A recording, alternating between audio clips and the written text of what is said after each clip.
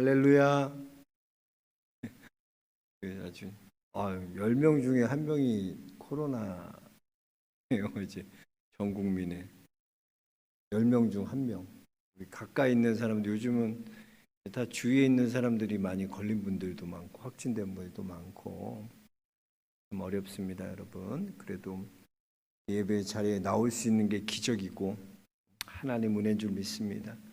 이렇게 온라인으로 또 오프라인으로 함께 나와서 현장에 예배드린 모든 성도님들에게 하나님께서 한없는 은혜와 평강으로 충만케 하여 주실 줄 믿습니다. 선거 다 하셨어요? 역대 최고의 그런 투표율이 나올 것 같은, 그죠? 접전이라고 그러더라고요. 출구조사 나온 거 이렇게 봤더니 접전이라고. 어디가 이길지 몰라. 기도할 뿐이야. 우린 기도하고 하나님께서 정말 원하시는 하나님의 사람이 세워질 수 있도록 끝까지 기도해 주시기 바랍니다. 우리가 지난 주일에도 우리 함께 나눴죠. 우리가 예수님의 제자의 삶을 살기 위해서는 우리가 어떻게 해야 된다? 자기 부인이 필요하다 그랬어요. 자기를 부인해야 됐어요. 자기를 부인한다는 것이 뭐라 그랬어요? 자기 부인은 자기 중심적 삶이 하나님 중심적 삶으로 이동하는 거예요. 그러니까 삶의 이동이에요. 우리가 여지껏은 내 가치, 내 중심, 내가 삶의 주인이었다면 이제 이것이 어디로 옮겨져? 하나님께로 옮겨져. 하나님이 내 삶의 주인이 되시고 하나님께서 내 삶의 중심이 되는 것, 그것이 제자도의 삶이라 그랬어요. 그래서 예수님 중심의 삶을 살아가는 사람은요, 조건과 상황과 상관없이 그렇게 기복적이지 않아요. 높고 낮음이 그렇게 크지 않아요. 하나님께서 오늘 말씀 보면 바울은 아시아로 가고자 했지만 하나님께서 마게도냐로 불러주셨어요. 거기에서 환상을 통하여 하나님의 확실한 음성을 듣고 이제 마게도냐를 가는 거예요. 마게도냐의 첫 성이 뭐냐? 바로 성읍이 바로 이 빌립보라는 성읍이에요. 첫 성. 마게도냐의 첫 성읍이 빌립보인데 이 빌립보에 딱 갔더니 기도 처소도 없고 또 믿는 사람도 없고 막막한 거예요. 그래서 믿음의 사람은 항상 어디부터 찾나? 교회부터 찾아요. 그 여행 가도 주일 끼고 가면 그 여행하는 곳에서 교회가 어디 가까이 어디 있나? 또 우리 교단 교회가 있나? 교회를 찾는 거야. 항상 기도할 곳을 찾고 교회를 찾는 거예요. 믿음의 사람 항상. 왜? 삶의 중심이 예수님이기 때문에. 오늘 사도 바울이 가서 빌립보 성에 갔는데 기도 처소부터 찾는 거야. 근데 기도 처소도 없고 믿는 사도 없고 참 막막한 가운데 있었어요. 그래도 13절에 보면 안식일에 우리가 기도할 곳이 있을까 하여 문 밖 강가에 나가 그랬습니다. 기도할 처소가 없어서 이제 강가로 나가는 거예요. 기도하러 가기 위해서 이제 강가로 갔다는 거예요. 바울이요, 예수님 중심의 삶을 살아가는 사람이기 때문에요, 어렵고 힘들 때도 기도하는 거예요. 항상 어렵고 힘들 때도 기도하고 또 평탄할 때도 기도하고, 항상 예수님 중심에 사는 사람은 늘 기도함으로 살아가는 거예요. 이렇게 갔더니 누굴 하나님께서 만나게 하셨나? 자주색 깜파는 루디아를 만나게 하셨어요. 그러니까 이게 당시에는 이 염색이 굉장히 귀한 아주 옷이었어요. 염색 옷이. 오늘날로 따지면 이런 명품 옷이.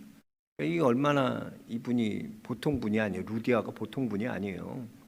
그를 만나게 하셔서 바울을 돕게 하시는, 전적으로 바울을 돕게 하는 거예요. 그러니까 경제적으로 이 여유가 있었기 때문에 바울 사역하는데 가장 크게 도왔던 사람이 이 빌립보에서 루디아였다는 거예요. 루디아를 만나게 하셔서 이제 루디아가 사역하는데 어려움이 없도록, 외적으로 어려움이 없도록 바울을 잘 도왔어요. 그리고 오늘 16절에 이렇게 시작됩니다. 또 우리가 기도할 곳에 가다가 그랬어요. 이제 상황이 좋아졌어요. 루디아를 통해서 하나님께서 물질적으로 어려움 없이 선교하는데 물질적으로 어려우면 안 되잖아요. 그러니까 루디아를 통해서 붙여주셔서 하나님께서 어렵지 않도록 해주셨어요. 전적으로 이제 루디아가 사울을 돕는 거예요. 그러니까 문제가 있을 때도 바울은 언제나 뭐 했나? 항상 기도할 곳 찾고 기도하고, 또 이렇게 돕는 사람이 있고 외적으로 평안하고 아무런 일이 일어나지 않는 것 같은 상황에서도 또 항상 기도하고. 그래서 예수님 중심의 삶은 사람은요, 그렇게 왔다 갔다 하지 않아요. 한결같이 기도하는 거예요. 우리는 늘 기도하는 자들이 돼요. 늘 기도. 어려울 때만 기도하고 힘들 때만 기도하고 늘 기도하는 자. 아멘. 예수님 중심의 삶을 사는 사람은 늘 기도하는 사람이에요. 어렵고 힘들 때만 기도하는 게 아니에요. 그래서 보면 어렵고 힘들 때는 기도하기가 쉬워요. 왜? 길이 다 막혀 있고 할 게 없고 안 되고 이러니까 하나님만 붙들 수밖에 없는 거예요. 주야 살려주세요, 살려주세요. 이렇게 하나님 붙들 수밖에 없어요. 어려움 만날 때 어려운 환경 가운데 하나님을 붙들게 하시는 거예요. 그래서 예수님 믿는 예수님 중심으로 살아가는 성도의 모습은요, 이렇게 기도하는 거야. 어려울 때 하나님 앞에 기도하는 거야. 지난 특세에 우리가 우리의 기업이신 하나님, 우리의 기업이신 하나님이라는 주제로 함께 말씀 나눴잖아요. 그죠? 하나님이 우리의 기업이시다 그랬어요. 그래서 우리가 그때 여러분 기억나세요? 애굽과 가나안 땅을 제가 비교했죠. 애굽 땅은 어떤 땅이 애굽 땅이에요? 애굽 땅은요, 물이 많은 곳이에요. 비가 안 와도 나일강을 통해서 얼마든지 농사 지을 수 있는. 그래서 애굽은 자기가 노력만 열심히 하면 잘 먹고 잘 살 수 있는 땅이 애굽 땅이에요. 근데 하나님이 약속하신 땅은 애굽이 아니거든. 하나님이 약속하신 땅은 젖과 꿀이 흐르는 가나안 땅이에요. 근데 젖과 꿀이 흐른다는 게 뭐예요? 영적 의미라고 그랬죠. 사실은 그 가나안 땅은 척박한 땅이에요. 물이 없는 메마른 땅이에요. 그런데 물이 없는 땅, 메마른 땅에 하나님이 비를 주지 않으면 살 수 없는 땅이 바로 가나안 땅이에요. 가나안 땅은 하나님만 의지하고 하나님만 바라보고 하나님이 비를 주지 않으면 살 수 없는 그 땅이 바로 가나안 땅이에요. 그래서 다른 거예요. 그래서 애굽적인 삶에서 떠난다는 건 뭐예요? 내 힘, 내 중심적인 삶에서 떠나서 가나안 땅에 들어간다는 건 뭐예요? 이제 하나님 중심적인 삶, 예수님 중심적인 삶, 그 삶이 되는 거예요. 보면은 그럼 애굽에 살던 이스라엘 백성들이요, 어떻게 애굽적인 삶을 살지 않고 그들이 하나님 의지하고 살 수 있었을까요? 그 애굽이란 땅에서. 그런 생각 해보셨어요? 왜 이들은 애굽 땅에서 살았는데도 어떻게 하나님 의지하고 살았지? 이렇게 잘 되고 할 수 있는, 내 노력하면 잘 되는 땅에서 어떻게 하나님만 의지하지? 그들에게는 고난이 있었기 때문에. 그래서 이스라엘 보면요, 말할 수 없는 고난을 당하잖아요. 애굽에서. 하나님께서 내 부르짖음을 듣고 그 고통의 소리 하나님 들으시고 그들에게 하나님의 약속의 땅을 보내신다. 그러니까 그들이 고난 당하고 어려움 당하는 걸 통해 그 애굽 땅에서 누굴 붙드는 거야? 하나님만 의지하는 거야. 하나님. 그래서 여러분, 우리가 이 땅에서 또 마찬가지예요. 세상 가치와 세속적인 삶에서 우리가 어떻게 하나님의 자녀로 사나? 한 길이 한가. 똑같아. 고난을 통해서 어려움 주실 때 우리 하나님 앞에 나가야 돼. 하나님만 붙들어야 돼. 고난 가운데, 어려움 가운데 내 모습을 볼 수가 있어요. 그래서 여러분, 고난이 오면, 어려움이 오면 내 실제적인 내 믿음의 모습이 보여. 내가 지금 무엇을 의지하며 살아가고 있나, 무엇을 붙들고 살아가 있나, 그때 알 수 있는 거예요. 고난의 때 하나님 안 붙들고, 고난의 때 세상의 것 붙들고, 고난의 때 다른 날 도울 어떤 것을 찾고, 그럼 내가 애굽적인 삶을 살고 있었던 거예요. 하나님 고난을 통해서 이스라엘이 오직 하나님만 붙들고 살게 만들어 주시는 거예요. 여러분, 믿음의 삶을 살아간다는 건, 예수 중심의 삶을 살아간다는 건 변함이 없다니까. 사람이 자꾸 바뀌는 사람이잖아. 좋았다가 어떤 사람만 만나면 어떨 땐 너무나 그 사람은 좋아, 기분이 좋아갖고 막 다 해줘. 근데 어떨 때 보면은 이 사람이 그 사람이 맞나 싶을 정도로 완전 다른 거야. 있어 없어 그런 사람. 그런데 예수님 중심 사는 예수님 중심으로 사는 사람은 그렇지 않다니까. 어려움 만나면 무릎 꿇어 이렇게 하나님 기도할 곳 찾고 하나님 부르짖고 주여. 근데 평탄해도 늘 기도하는 거야. 하나님 도와주세요. 하나님 은혜입니다. 그래서 우리는 이 코로나 시기에도 언제나 하나님 앞에 늘 기도해요. 보면 아침에 이렇게 올 때 보면 아침마다 늘 와서 기도하고 출근하는 분이 계셔. 그분은 항상 기도. 좋을 때나 비가 오나 눈이 오나 보면 항상 오시더라고. 그래서 자전거 타고 와서 아침에 꼭 성전에서 기도하고 그러고 출근하시더라고. 믿음의 사람은 늘 예수님 중심의 삶에서 이게 흔들리는 게 아닌 거야. 늘 슬프거나 기쁘거나 외롭거나 어렵거나 모든 상황 안에서도 기도하는 거야. 기도하는. 여러분, 늘 기도에 힘쓰시는 성도님들 되시기 주의 이름 축복합니다. 예수님 중심으로 사는 사람이라고. 그리고 오늘 말씀에 보면요, 이제 점치는 귀신이 나와요. 점치는 귀신이. 귀신이 점을 치는 거야. 점치는 귀신. 그래서 그 주인이 돈을 많이 벌었거든요. 근데 이 점치는 귀신이 계속 18절에 보니까 계속 이같이 여러 날을 괴롭게 하는 거예요. 점치는 사람이 계속 해요. 근데 저는 이거 보면서 왜 바울이 즉각 쫓아낼 수 있잖아요. 능력이 없어서 쫓아내지 않은 게 아니거든. 바울이 얼마나 능력이 있는데 명하에서 그냥 바로 쫓아내면 되는데 왜 여러 날을 그 괴롭혀도 가만 냅두고 괴롭게 했을까? 이건 아마 바울이요 1차 전도 여행 때 루스드라의 영향 때문이야. 1차 전도 여행 때 여러분 루스드라에 갔을 때 기억나세요? 그때 나면서부터 걷지 못하는 사람이 있었잖아요. 근데 그 사람이 나면서부터 걷지 못하는 사람은 바울이 고치자 어떻게 돼요? 그 사람들이 무리들이 다 신으로 섬겨서 바나바는 제우스, 바울은 헤르메스 해가지고 신으로 여겼어요. 신 삼고 있어요.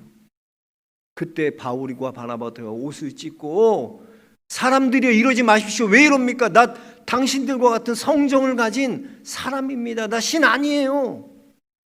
이때 뭐야 보니까 하나님의 영광을 내가 이렇게 해서 가로챌 수 있을까? 무서운 거야. 그러니까 자기는 의도하지 않았지만 하나님의 영광을 가로챌 수 있다는 거야. 여러분, 하나님께서는요 하나님의 영광을 가로채는 것을 결코 용납하지 않으세요. 하나님 중심의 삶을 사는 사람은요 하나님의 영광을 가로채지 않습니다. 하나님 앞에 내가 주신 모든 사명을 다 감당하고도 하나님 나는 무익한 종입니다. 나는 내가 해야 할 일을 했을 뿐입니다. 난 무익한 종이에요. 하나님 아무것도 아니에요. 오직 하나님만이 영광받아 주옵소서. 이게 바로 하나님 중심, 예수님 중심의 삶을 살아가는 사람의 모습이라는 거예요. 모세도 보세요. 모세가 하나님 왜 가나안 땅에 모세를 못 들어갔다고 얘기하세요? 보기만 하고 가나안 땅에 그 모압 평지에서 그 가나안 땅 바라보고 들어가지 못하잖아요. 왜 모세가 못 들어갔을까? 모세가요 얼마나 온유함이 지면의 모든 사람보다 승하니라 그랬어요. 얼마나 온유한 사람인데요. 모세는 얼마나 잘 참는지 몰라. 참고 그 투덜이 스머프, 옛날에 그 파파 스머프, 그 스머프 보면 투덜이 스머프라고 항상 나 뭐 싫어 투덜투덜거려. 그 가나안 땅으로 가는 길이 얼마나 수없이 이스라엘 원망하고 불평하고 투덜이 스머프처럼 맨날 그랬잖아. 불평했잖아. 근데 다 참아. 근데 참다 모세가 어떻게 해요? 물이 없다고 그들이 무리바에서 물이 없다고 막 원망하죠. 어떻게 해요? 반석을 들 하나님, 내가 너희에게 물을 내리라 하면서 반석을 2번 치잖아. 내가 너희에게 물을 내리라. 하나님이 물을 주시는데 영광을 가로챈 거야. 그래서 모세도 보면 하나님께 영광을 돌리지 않았어. 그걸로 하나님께서는 내가 가나안 땅에는 들어갈 수 없다라고 하신 거예요. 하나님의 영광을 가로채는 게 얼마나 큰 죄인지 몰라요. 여러분, 하나님 중심, 예수님 중심의 삶의 사람은 영광을 돌리는 거예요. 그러니까 바울이 루스드라에서 그 경험이 있잖아. 당신이 신입니다. 영광 받으십시오. 귀신 쫓아내면 또 바로 하면 사람들이 그러니까 바울이 여러 날 동안 그렇게 해도 그 기회를 잡는 거예요. 어떻게 하면 하나님께 영광을 돌릴 방법으로 이것을 할까? 그 자세가 좋다는 거예요. 내가 이 일을 하는데 할 수 있고 지금 당장 할 수 있어. 근데 바울은 뭘 고민하나? 이걸 통해 내가 어떻게 하나님께 영광을 돌릴까? 그 시기를 찾는 거예요. 그게 바로 예수님 중심의 삶을 살아가는 사람의 모습이다. 저는 우리가 이걸 꼭 잊지 않았으면 좋겠어요. 여러분, 예수님 중심의 삶을 살아가는 사람은요, 절대 하나님 영광 가로채지 않아요. 오직 하나님께 영광 돌려요. 그리고 내가 할 걸 다 하고도 나는 하나님 앞에 무익한 종입니다. 난 내가 해야 할 것을 했습니다. 영광 받으실 이는 하나님이십니다. 이렇게 하나님께 영광 돌리는 예수님 중심의 삶을 살아가는 성도들 되시기 주님 축복합니다. 우리가 여기서 얻을 수 있는 교훈은요, 이렇게 귀신을 쫓아냈어요. 그랬더니 어떤 일이 일어나냐면 주인이 돈벌이가 끊긴 거예요. 점지는 그 종이 돈 잘 벌어왔는데, 그러니까 억울한 누명을 씌워서 억울하게 해서 바울과 실라를 감옥에 가두는 거예요.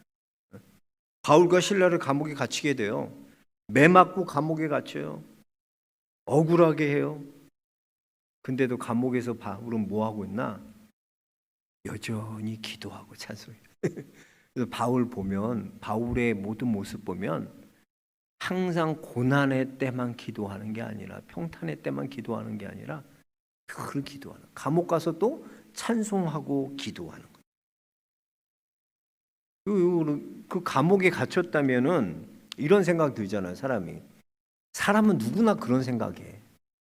혹시 이거 내가 죄를 져서 이렇게 감옥에 갇힌 거 아니야? 내가 무슨 잘못을 해서 하나님께 범죄해서 이런.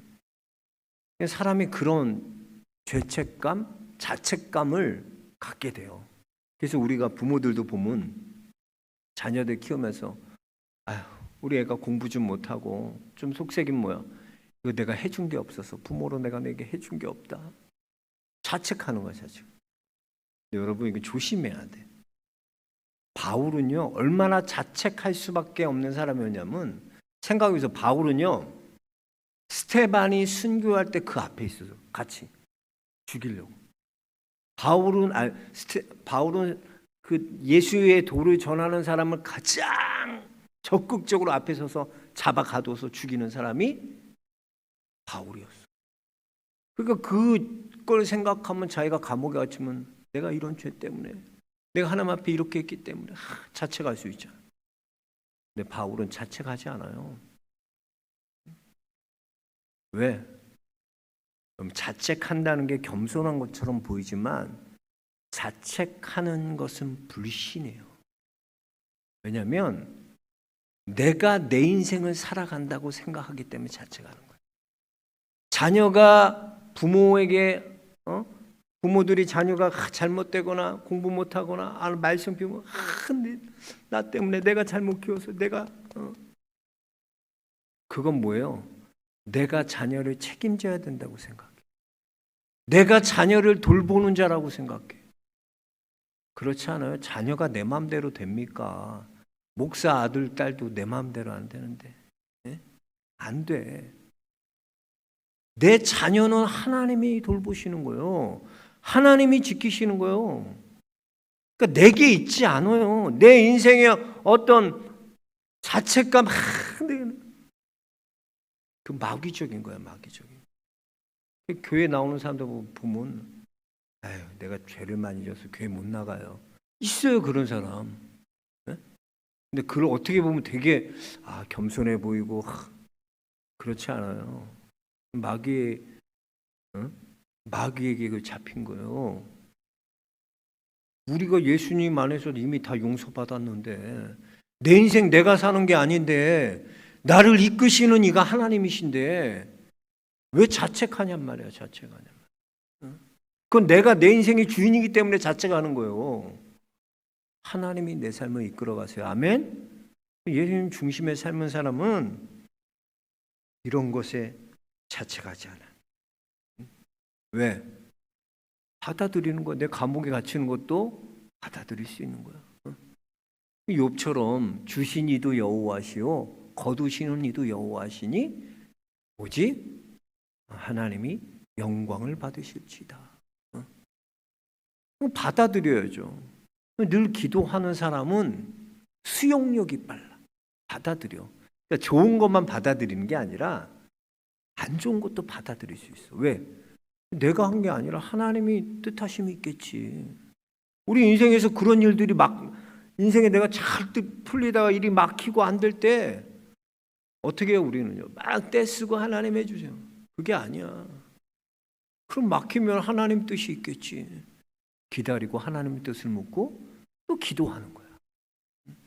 그게 바로 예수님 중심의 삶을 살아가는 사람의 모습입니다. 그러니까 우리는 예수님 자리에 내가 앉으면 안 돼요. 그 내가 앉는 거예요. 우리 자녀 돌보는 것도 내가 아니라 주님이 돌보세요. 내 힘과 내 능력으로는 되지 않아요. 하나님이 지키시고 하나님이 돌보시고 그 하나님을 신뢰하고 그 하나님을 바라보는 사람은 자책하지 않습니다.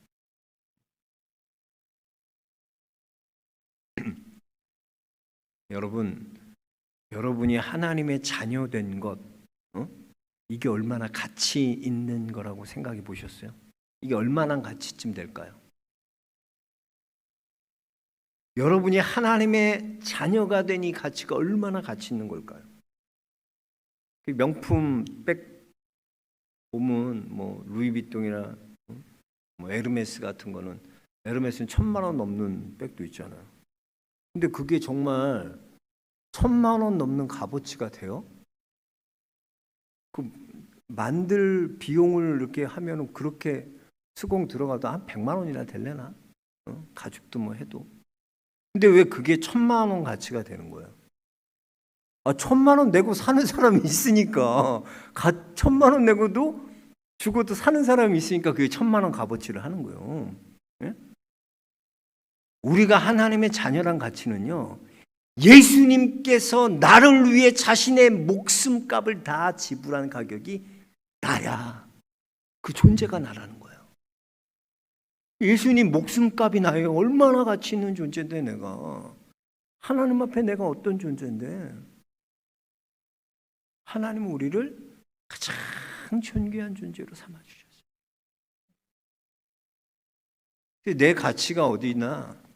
하나님이 예수 그리스도가 날 위해 십자가에 죽으실 만큼 그 예수님의 십자가의 목숨값이 나라는 거예요. 우리는 죽을 수밖에 없었던 죄인이에요. 그런데 그런 우리가 예수님의 십자가의 죽음으로 말미암아 우리는 이제 하나님을 아버지라 부르는 하나님의 자녀가 된 것입니다. 우리를 위해 자신의 목숨값을 지불하신 거예요. 즉 우리의 가치가 예수님의 목숨이야. 또 보면 출애굽기 19장 5절에 보면 세계가 다 내게 속하였으니 너희가 내 말을 잘 듣고 내 언약을 지키면 너희는 모든 민족 중에서 내 소유가 되겠고 그랬어. 내가 누구의 소유다? 네? 내가 누구의 소유? 하나님 소유야. 이게 얼마나 대단한 건지 몰라요. 여러분, 우리는 하나님의 소유된 백성임을 믿으시기 바랍니다. 우리가 보면 그 연예인들이나 스포츠 선수들이 쓰던 것들 이렇게 경품으로 나오고 경매로 나오고 팔잖아요. 그 얼마나 가치 있는지 몰라요. 그 마이클 조던이 신던 그 운동화가 얼마의 경매에 팔렸는 줄 알아요? 7,000불이에요. 700만 원 넘어. 800만 원 돈에 팔렸어. 운동화 하나 800만 원이라니까? 그 나폴레옹의 모자가 얼마에 팔렸는지 아세요? 나폴레옹이 쓰던 그 모자 26억에 팔렸어. 그게 누구의 소유였냐가 그렇게 가치 있는 거야. 그럼 내가 만약에 신던 신발 필수한테 필수야, 목사님이 신던 신발인데 너 줄게. 기분 나빠할걸? 새 것도 아니고 목사님 신던 걸 주세요 이렇게. 야 이거 내 소유였던 거. 근데요 그거 뭐 어떠라고요? 왜 그런 걸 주세요? 막 화를 내고 있을 수도 있어. 누구의 소유냐에 따라 다른 거야. 우리는 하나님의 소유된 백성이에요. 하나님의 소유된 백성이라는 거. 우리가 얼마나 가치 있는 존재인데. 그러니까 자책하지 마세요. 내가 인생의 주인이고 예수님 자리에 내가 있기 때문에 자꾸 자책하는. 또 내가 하나님의 소유된다는 사실을 잃어버리기 때문에 내가 그렇게 절망하고. 우리는 하나님의 소유예요. 얼마나 가치 있는 존재지 뭐예요. 그래서 보면 이렇게 늘 기도하고 예수님 중심에 섰던 바울이 보니까 옥문이 어떻게 해요? 찬송하고 기도할 때 지진이 나서 땅이 막 흔들려서 옥문이 열리고 풀어요. 근데 지키겠던 간수는 어때요? 다 도망가면 자기는 자결해야 되잖아. 죽어. 그러니까 자기가 자결하려고 그래. 그러니까 바울이 그러지 마. 나 여기 있어. 나 여기 있어. 안심해라. 나 여기 있다. 안 도망가는 거야. 우리 같아봐요. 감옥문 열려봐 그냥 타러 가고 어떻게 도망가버려. 왜? 바울의 목적은 감옥에서 나오는 게 목적이 아니야. 바울의 목적은 복음을 전하는 데 있는 거야. 그래서 보면은 그에게 복음을 전해. 그가 어떻게 하면 우리가 구원받을 수 있습니까? 이 놀라운 일을 한 거 보면 사람이 한 게 아니거든. 하나님의 사람이에요. 묻는 거야. 그럼 우리가 어떻게 해야 구원받을 수 있습니까? 그때 우리 31절 한번 다 같이 읽어봅시다. 31절 시작. 이르되 주 예수를 믿으라. 그리하면 너와 내 집이 구원을 받으리라 하고. 이거예요. 이걸 말하는 거야. 어떻게 우리가 구원받습니까? 주 예수를 믿으라. 그리하면 너와 내 집이 구원을 받고. 여러분, 구원은 내게 있지 않아요. 하나님의 철저한 은혜로 주셔.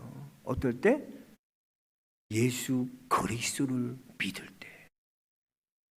예수님이 생명이야. 바울이 이렇게 고치고 나서는 감옥문 열리고 야 봐라 내 능력이 얼마나 대단하냐. 나 이런 사람이야. 아니야. 날 믿는 게 아니라 예수를 믿어야 돼. 그래야 구원받아. 그걸 말해주고 있는. 여러분, 예수님 중심의 삶을 살아가는 사람의 모습을 오늘 바울을 통해서 보여준. 바울은요 항상 어려움 당하나 평탄하나 늘 기도하는 거예요. 기도의 자리에 떠나면 안 돼. 항상 가면 교회에 오면 어디서 기도할까 찾고, 여행 가도 내가 하나님 앞에 어떻게 기도할까를 찾고, 응? 평탄한 길이 와도 기도하고 어려운 길이 와도 무엇을 만나든지 기도의 자리잖아. 기도하는 거야. 그리고 바울은 자책하지 않아. 내가 하나님 앞에 어떤 자인데, 하나님 날 어떤 가치로 사셨는데, 존귀한 자로 내가 하나님의 소유된 백성을 깨닫고 하나님 자리에 앉지 않는 거예요. 영광 가로채지 않아요. 하나님이 영광이 하나님 받아요. 다 모든 영광 하나님께 돌려. 그리고 복음을 위해 사는 거. 복음을 위해. 저는 우리 모든 영락의 성도님들이 이렇게 예수님 중심의 삶, 따라하겠습니다. 예수님의 중심의 삶, 예수님 중심의 삶을 살게 하여 주옵소서. 우리도 바울과 같이 주님, 저도 이렇게 예수님 중심에 늘 기도하고 하나님께 영광 돌리고 자책하지 않고 하나님의 소유된 자로서 늘 주의 복음을 어떻게든 예수님 믿게 하는 그 일에 우리가 헌신되고 쓰임받게 하여 주옵소서. 저와 여러분이 그런 쓰임받는 예수님 중심의 삶을 살아가는 성도들 모두 되시길 주의 이름으로 축원합니다. 하나님 은혜를 감사합니다.